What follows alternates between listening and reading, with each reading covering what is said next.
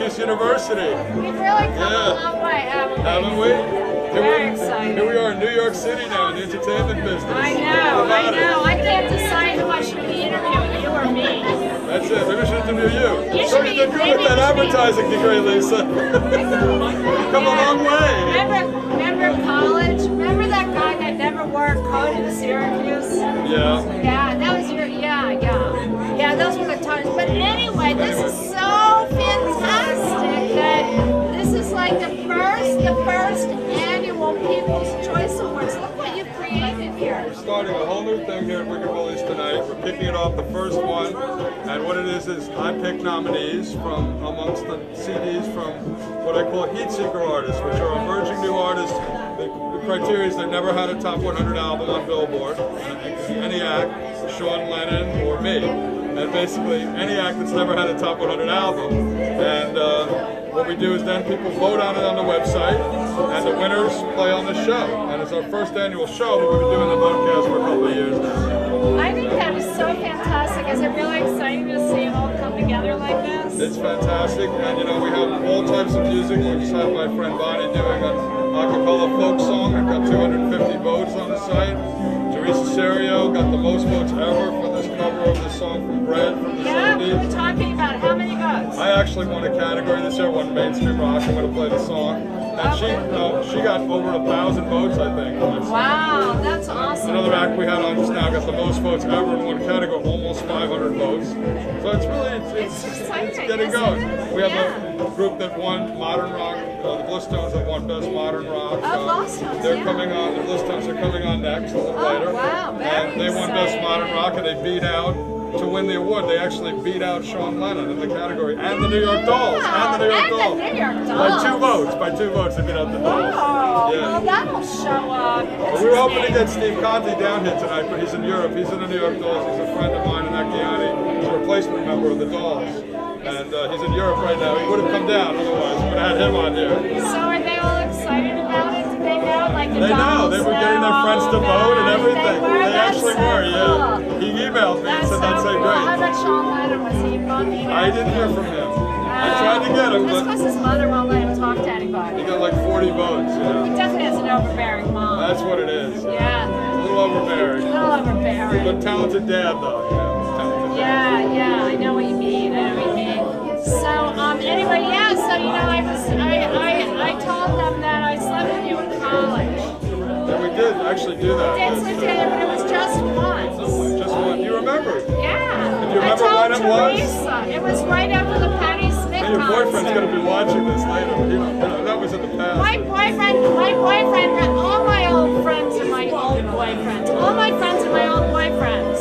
I'm so jealous of that boyfriend. No. But anyway, what I have to say though is, do you remember the night that it was? What was going on that night? It was at your mother's house in Staten Island. But do you remember what we were doing that night before that happened? We went to see Patti Smith. Right, and it was the night that she performed after coming back from, you know, she had an injury, and she premiered the song Because the Night. That was her one hit that night. And Springsteen came up with her and did the song for the first time ever live. It was such a cool night. Remember that? I'm telling you, it was an awesome night. Yeah, it was. And then, I mean, you had to have sex after that. You had to. Even though we knew each other for years before. That's true, we were friends. We were friends for years. That was the only time we ever had sex. I was a freshman who would get drunk and just basically be obnoxious in this women's dorm. And I went through pretty much every room and drove every woman crazy there. Except for me. And then I came into Lisa's room and we hit it off as friends. It was like there was nobody else like me there and nobody else like Lisa. You know, these bohemian people and this straight, bunch of these straight. I was a loner in college, right? Yeah, kind of. Yeah, no one, I mean, really, I was pretty shy, right? Yeah, you would never guess me like here now, right? No, it's amazing. And the metamorphosis of Lisa Levy, so many changes.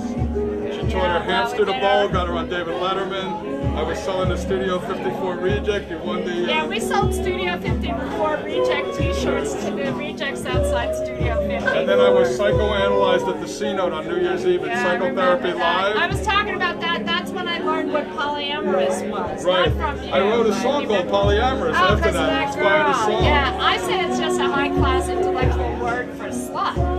Yeah, I guess so, really, but... That's all it is. What was cool about that night is, you know, I had this thing when it was New Year's Eve, and I'm like, my question to the Psychotherapy Live was, you know, I'm at this advanced age, and I still want to be a rock star like I'm a 20-year-old kid. Remember the question? I remember it, yeah. And you said basically you want to work on your music. You don't necessarily want to be a rock star. You just want to do something with your music. And since then, my whole life, since Psychotherapy Live, it's just a career. So look at it now. I'm running this award Yeah, it's show all here. because It's it all happens to happening. everyone. I know. This I woman know. is like my magic talisman. She's good luck for me. Good luck. Good luck all the way around. Yeah, we always have like a great moment when it's always fortuitous somehow. And I finally got on the red carpet. I missed her at Joe's Pub that night.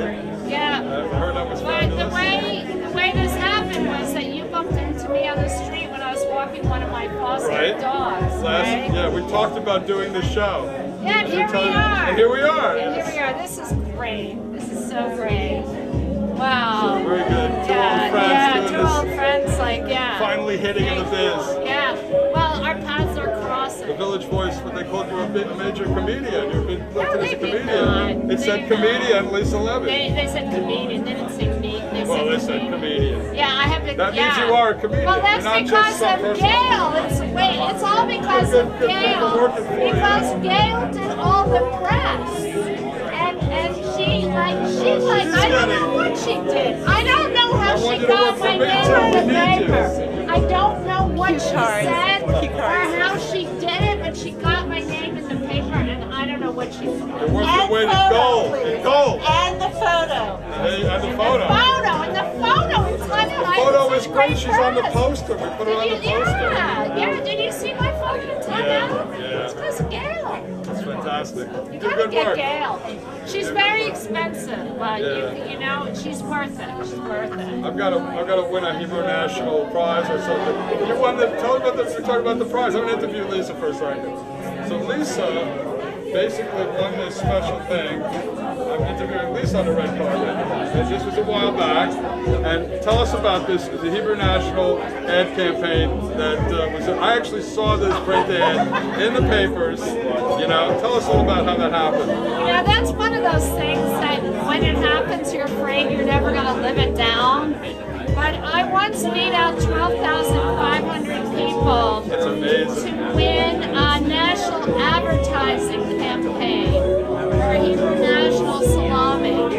And I won $83,000. And I think you can see it on YouTube. I think I put the video of me on the news. I was on the news. I want to see that. I want to see Yeah, that. it's on YouTube. That's fantastic. Yeah. See, I'm now interviewing you on the red carpet. I know. It's a role reversal. All right. Thank you very much, Lisa Levy. Thank you. Okay, you know, Mike, you've done an awesome job. I am so proud of you. I am so fucking proud of you. I'm going to find another nominee to put on here right now. All right. And I also just wanted to say I'm kind of upset about Imus just being pulled off MSNBC. Me too. You're They just pulled him off. They pulled him off. I heard. Yeah, that's fucked up. I'm going to be playing a Stevie Wonder song kind of about this. Okay, good. Let me get you another nominee. Okay. Red Carpet Live! Woo! Everybody wants to interview you, so you'll feel like tuning right in.